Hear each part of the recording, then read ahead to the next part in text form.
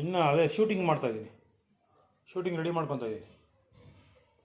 Shooting studio shooting ಏನಿಲ್ಲ, ನೀನು ಇಲ್ಲಿ ನಾನು ಕೂತ್ಕೊಂಡಿರೋದು ಅಲ್ಲಿ ಕಾಣುತ್ತಾ ನೋಡ್ಬೇಕಷ್ಟೇ. ನೀನು ಇಲ್ಲಿ ಬಾಯಿಲಿ ಒಂದೇ ಒಂದು ಸೆಕೆಂಡ್ ಬಾಯಿಲಿ.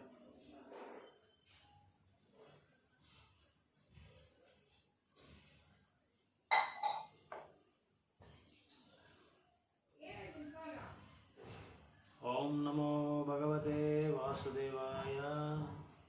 ಓಂ ನಮೋ ಭಗವತೆ ವಾಸುದೇವಾಯ. ಓಂ ನಮೋ ಭಗವತೆ ವಾಸುದೇವಾಯ. Welcome to Shrimad Bhagavatam session, canto 11, chapter 3, text number 23. ಕರೆಕ್ಟಾಗಿದೆ ನೋಡ್ಬಾ, ಒಂದು ನಿಮಿಷ. ಆಮೇಲೆ ಇದು ಟೈಮ್ ಕೌಂಟ್ ಆಗ್ತಾ ಇದೆ ಅಂತ ನೋಡು.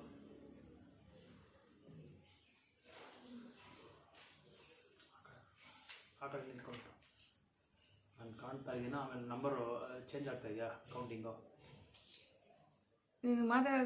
ಹರೇ ಕೃಷ್ಣ ಹರೇ ಕೃಷ್ಣ ಕೃಷ್ಣ ಕೃಷ್ಣ ಹರೇ ಹರೇ. Time Hare Rama Rama Rama Hare Hare. Canto 11, chapter 3, text 23. Welcome to the Srimad Bhagavatam session. Name of the chapter, Liberation from the Illusory Energy. It's a very, very important and prominent chapter. So, if one takes the birth of human life, one has to study this particular chapter. It's very, very significant. It plays a significant role in the life of a sadhaka. So text 23 says that, let us recite the verse 11:3-23. Sarvato manaso sangam ado sangam cha sadhusu dayam maitrim prashrayam cha bhuteshu ada yatochitam. Word by word. Sarvataha, everywhere. Manasaha, of the mind. Asangam, detachment. Adho, in the beginning. Sangam, association. Cha, and sadhusu, with saintly persons. Dayam, mercy. Maitrim, friendship. Prashrayam, reverence. Cha, and bhuteshu, for all living beings. Adha, thus. Yata uchitam, as is suitable. Translation purport given by disciples of Bhaktivedanta Swami Srila Prabhupada ki jai. A sincere disciple should learn to dissociate the mind from everything material and positively cultivate association with his spiritual master and other saintly devotees. He should be merciful to those to an inferior position to him, cultivate friendship with those on an equal level, and meekly serve those in a higher spiritual position. Thus he should learn to deal properly with all living beings.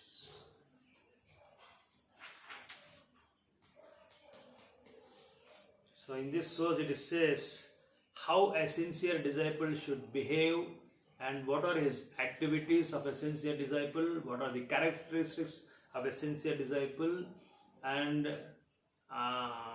how best he can deal with the different categories of persons or different categories of devotees, different categories of people who are in different levels and who are in different mood.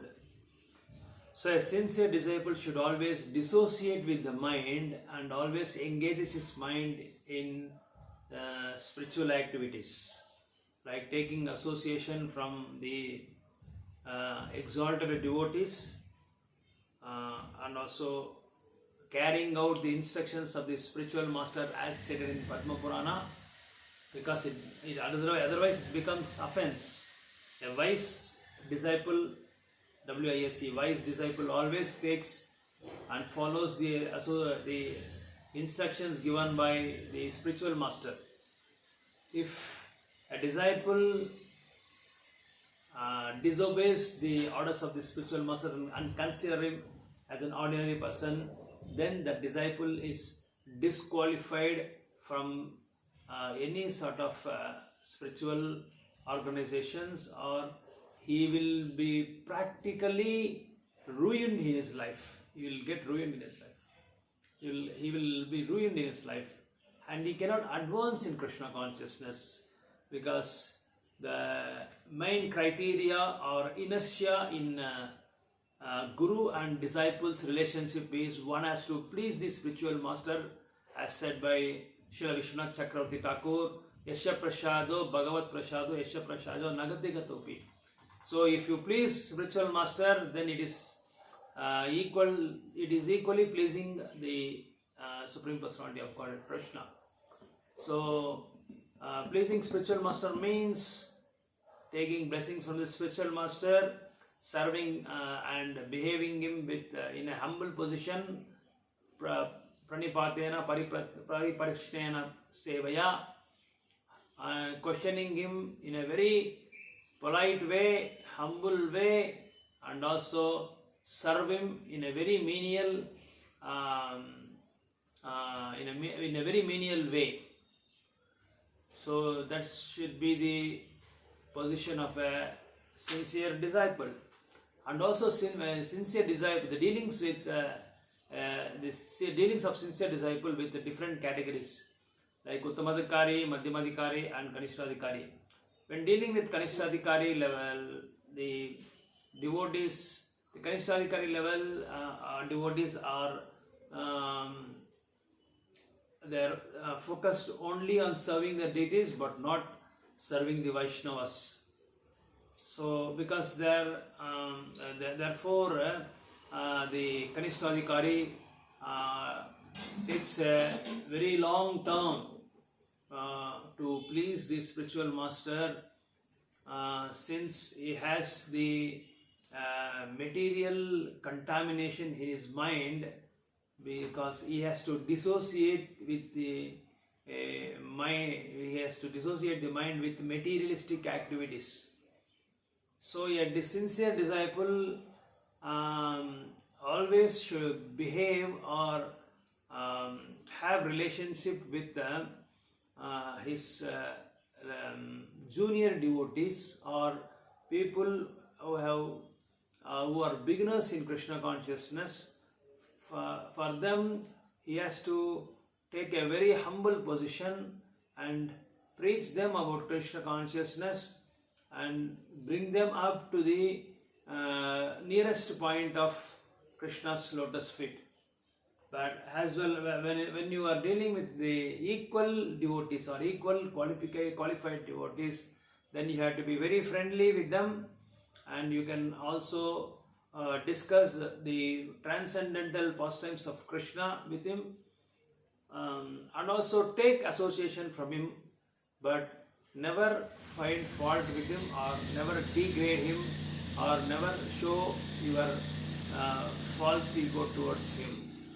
Whereas with the superiors, you have to serve them as a senior Vaishnavas, you have to loyally bow down to his lotus feet and get enlightened from him. So these are the different levels of dealing with different types of devotees like Kanishta, Madhyama and Uttamadhikari. Madhyamadhikari level is a devotee where it is explained in this 11th canto that this devotee gives Krishna consciousness, preaches Krishna consciousness to the people who are very interested and who are very sincere. But he dissociates with the people who are not in Krishna consciousness. He totally avoids them. He shows averse towards them. Whereas the Uttamadhikari level sees everybody as the part and parcel of the Lord. That Vidya Vinaya Sampanne Brahmane Gavi Hastini Sunichaiva Sapakecha Pandita Samadarshina. Uttamadhikari sees everybody, each and every atom of Krishna conscious of Krishna as the part and parcel of the Lord, so that he cannot preach because his idea or understanding of practicing Krishna consciousness is treating them as the part and parcels of Lord, Mama Imamsa Jiva, Samamimamsaloka Jivabhutya Sanatana Jivabhuta Sanatana Manaha Sastrindriyani Prakriti Karshati.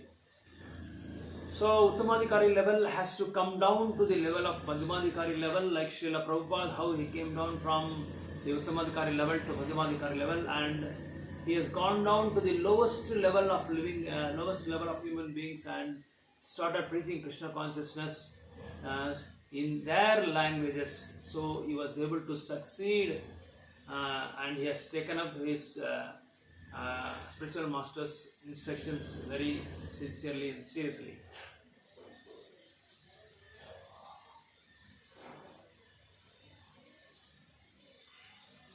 Srila Madhvacharya has quoted from the Garuda Purana to demonstrate that within the universe, those who take birth as demigods, great rishis, or pious human beings are all considered santas and devotees according to Bhagavad Gita.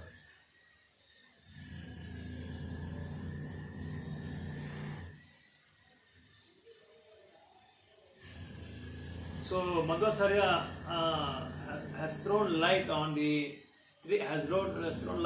modes of material nature. As in Gita, Krishna says, Traigunya Vishaya Veda. One should go beyond three modes of material nature.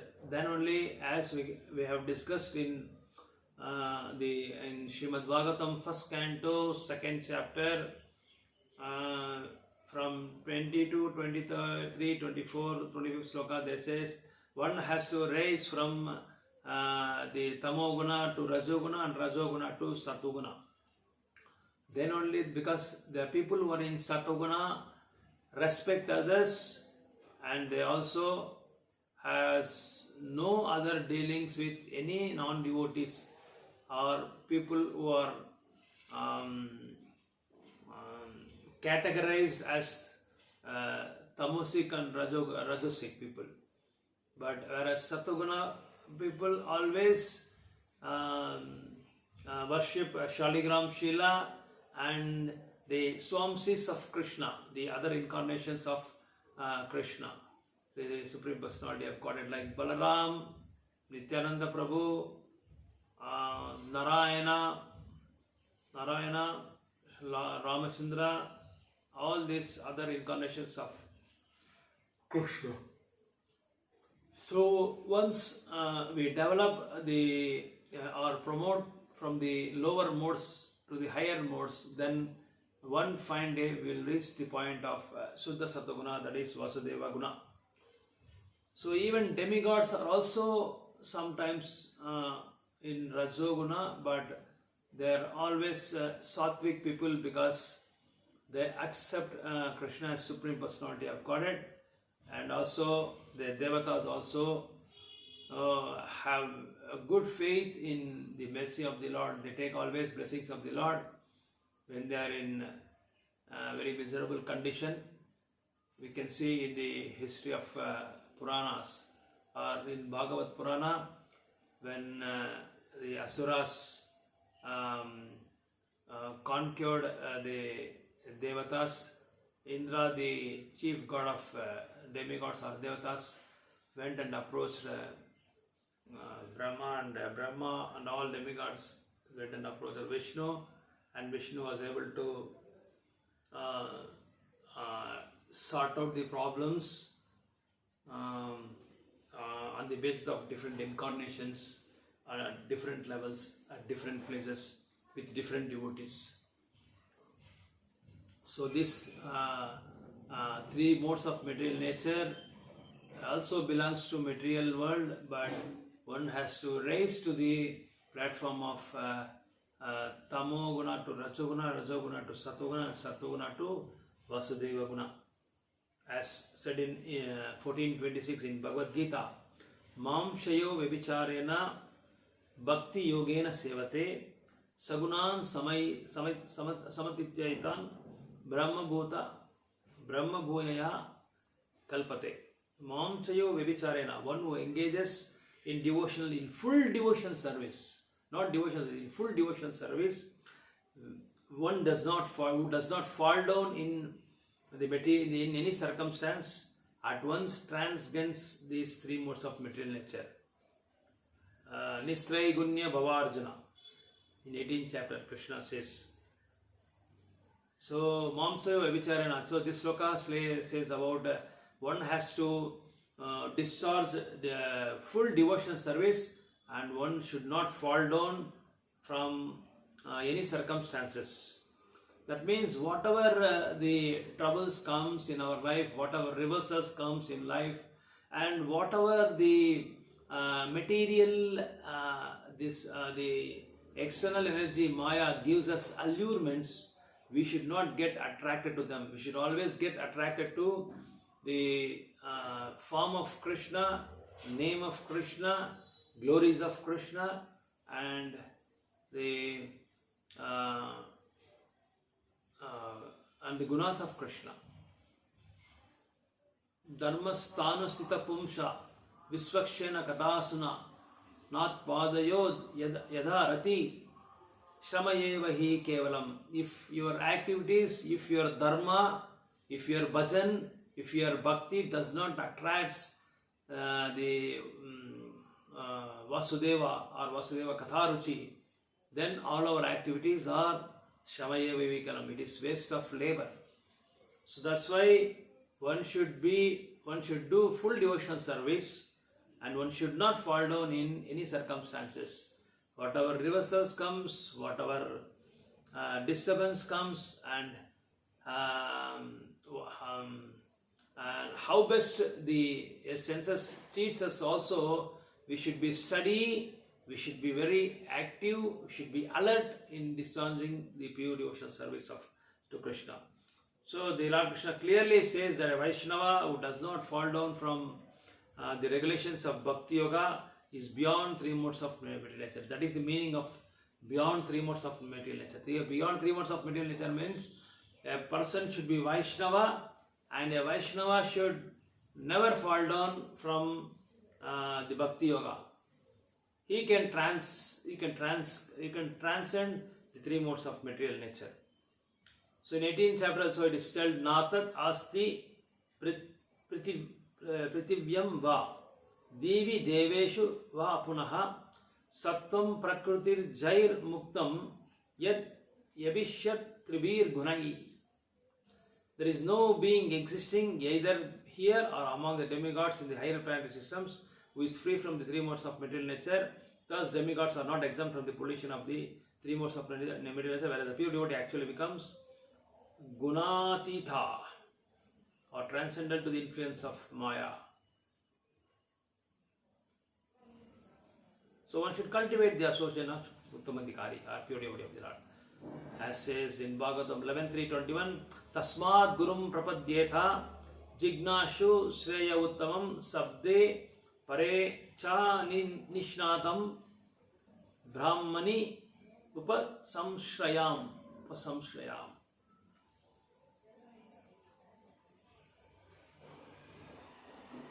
So in Bhagavad Gita it says that even demigods are also in the modes of material nature. No devata is left. They are all affected by these three modes of material nature. But who is not affected by material modes of material nature? There is only one person, is a pure devotee of the Lord. He is not at all affected by these three modes of material nature, as we saw in Chaitanya Charitamrita that when we read about Haridas Thakur, Namacharya, he used to chant 3 lakhs of names every day, but due to enviousness, the person of that Muslim community, a leader, sends a Vaishya to corrupt this Haridas Thakur and bring him back to his religion. But because of pure chanting of the holy names of the Lord, Namacharya Haridas Thakur was totally bereft of all this attraction towards Maya Devi. Maya Devi came as a very beautiful, marvelous, charming woman. So to attract Haridas Thakur, but Haridas Thakur was not at all affected by that. He was not at all agitated his senses was so much engaged or absorbed in hearing the chanting of the holy names of the Lord. So when she gave the offer to Haridas Thakur said, okay, my dear ma'am, okay, my dear Mataji, please wait till I finish my chanting, then I will come and fulfill your desire. So she was waiting, but Haridas Thakur was chanting. And after chanting 3 lakhs names, she used to get sleep and she used to carry away by his deep sleep. And next day also same thing happens, third day also same thing happens, fourth day also same thing happens. Finally, by hearing the Suddha Sattva Gunas holy names, she became the disciple of Haridas Thakur. She started chanting 3 lakhs holy names. Like this, there are so many instances where the pure devotee of the Lord, like Ambrish Maharaj, also was chased by the person of Vishwamitra, the Durvasa Muni, and ultimately Krishna left Sudarshana Chakra to kill him. But because of his pure devotion, he gained tolerance, patience, and with great humility, he was only able to rescue Durvasa Muni. So because of his qualities of a Vaishnava, or because of his rendering pure devotion service, he was able to retain, or he was not at all affected by any sorts of anger from Durvasa Muni. So like this, we can see so many instances. Even the point is, only even demigods or devatas are all afflicted by the power of 3 modes of material nature. So any person who is who seriously, Bagavatam says 11.3.21, any person who is seriously practicing Krishna consciousness or seriously seeking about the real happiness must seek a bona fide spiritual master and take shelter of him by initiation. So the qualification of a bona fide guru is that he has realized the conclusions of the scriptures by deliberation and is able to convince others of these conclusions. So this is the core point of the qualification of a spiritual master. So the spiritual master qualification is to be well versed in scriptures. He has to be well trained. He has to be expertise in Krishna consciousness or in any other scriptural references, and he should also be able to convince others by delivering these transcendental message of Krishna. So that's how a spiritual master should be. On the other hand, one should avoid the association of a materialistic person, even if such person is outwardly chanting the holy names of the Lord. He is called hypocrite. So externally he will be like a great devotee, very exalted devotee, but internally he will never chant the holy names of the Lord with love and affection, with sincerity, with seriousness. From those persons, we should dissociate with them. We should never take association from them. As far as the materialistic persons are concerned, they can take the association from the pure devotees or Vaishnavas or Uttamadhikari levels or Madhyamadhikari levels, but the devotees, pure devotees, should not take any association from the materialistic devotees. It happens when we are exposed to different types of institutions, mundane institutions and mundane the movements, the social movements. We go there, we are forced to mix with them.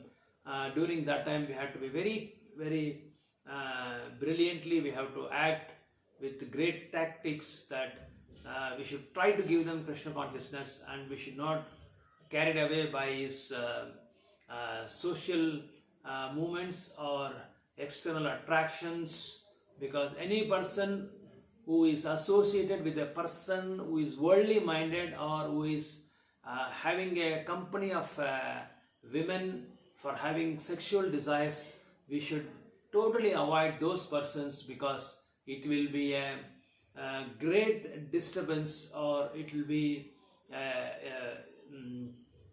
destruction for the progress of devotion. It is not only the destruction of the progress of devotion service, but it is also a hindrance, it is a barrier, it is an obstacle, and also the devotion service, whatever you have gained, or whatever you have achieved as a sadhana, or an established, or you can say the achievements will burnt into ashes by having association with a person who is fully absorbed in sexual desires.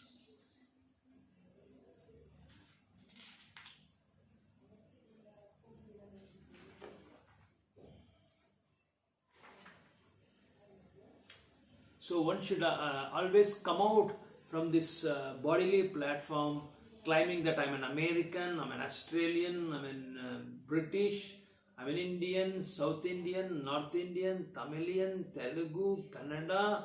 All these are only designations. As we see, so many people claims this, that is a white, is a black, is a short, is a tall. As Prabhupada always emphasizes on this particular point, that one should not be in the physical platform, but one should go to the point where that we are not this body, but we are this soul.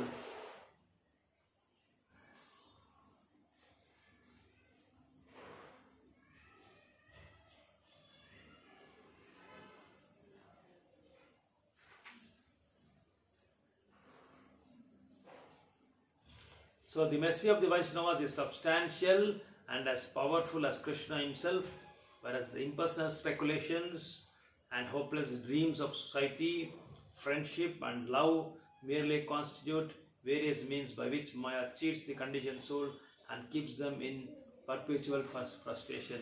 So by this we can understand that we should never be a victim of allurements offered by Maya, because Maya offers you a beautiful woman, Maya offers you a large quantity of wealth, a large quantity of bank deposits, large quantity of pratishtha and control over others, Ishvara Bhava. All these are offerings given by Maya, so that she suppresses us to the bottom of the realm of the universe.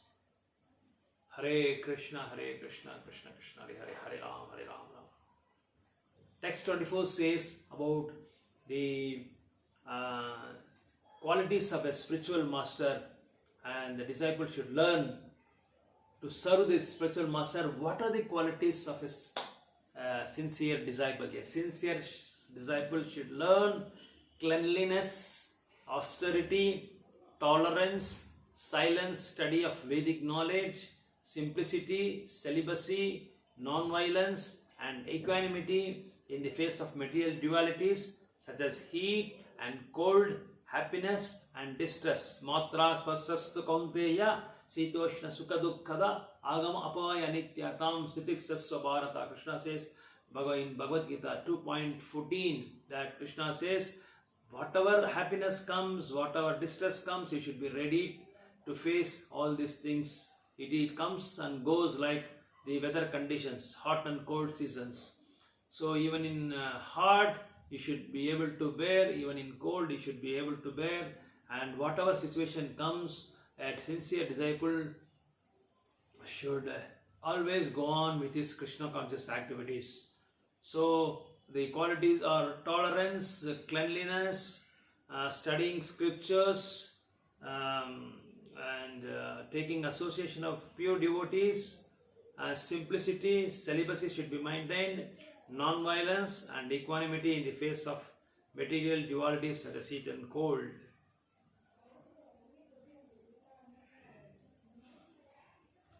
So cleanliness, I mean to say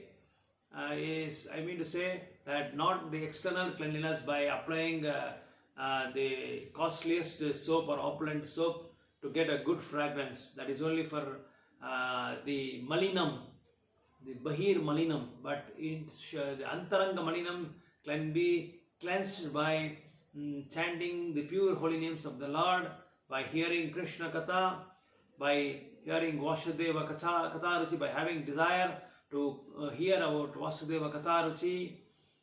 So by doing Shravanam and Kirtanam, all these activities are called internal cleanliness. And also one should also follow the austerities. So then only one can control his senses, mind, and also he can spends his time to serve with the devotees by discussing different matters regarding the Krishna's guna, rupa, leela.